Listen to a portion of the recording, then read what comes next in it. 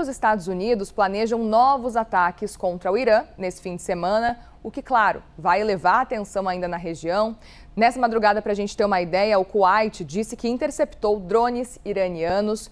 Quem vem conversar com a gente ao vivo é a nossa correspondente Mariana Jangiacomo, que traz todos os detalhes então dessa guerra que continua e que pode, inclusive, avançar nesse fim de semana. Mari, bom dia para você.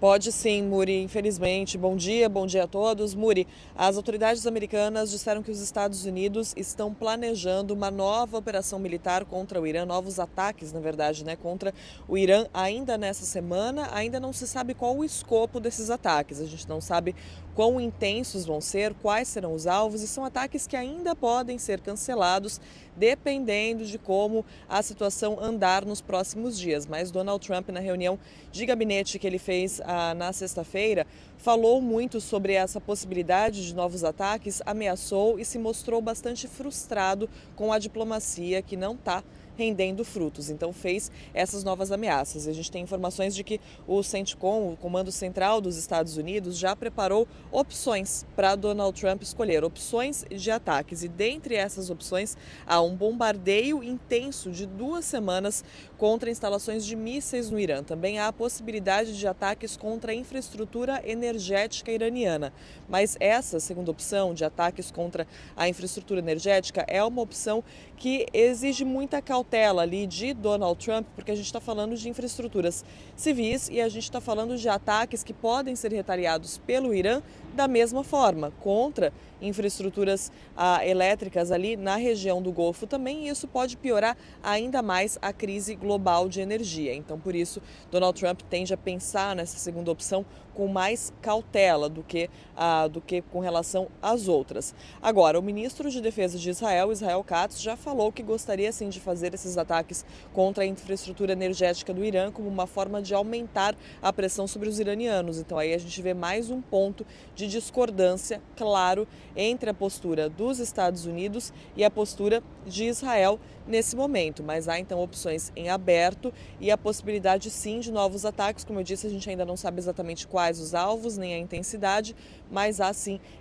há opções em aberto já preparadas para que Donald Trump escolha nos próximos dias.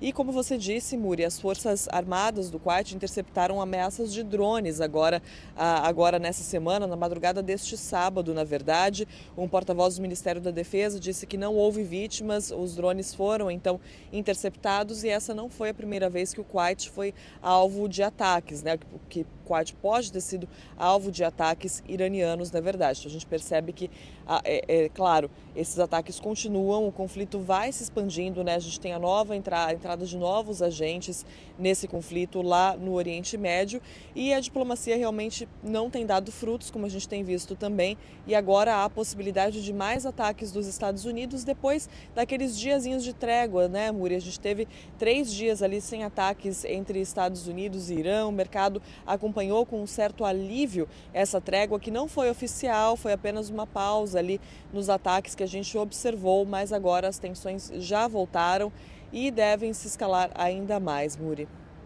Mariana Jangiacomo, obrigada pelas informações. Inclusive, esses 3 dias de alívio nas tensões derrubaram o preço do petróleo, que estava já em torno dos $100 o barril, voltou ao patamar aí dos $88 o barril. Mas vamos seguir acompanhando para entender o que vai acontecer. Bom trabalho, Mari. Obrigada.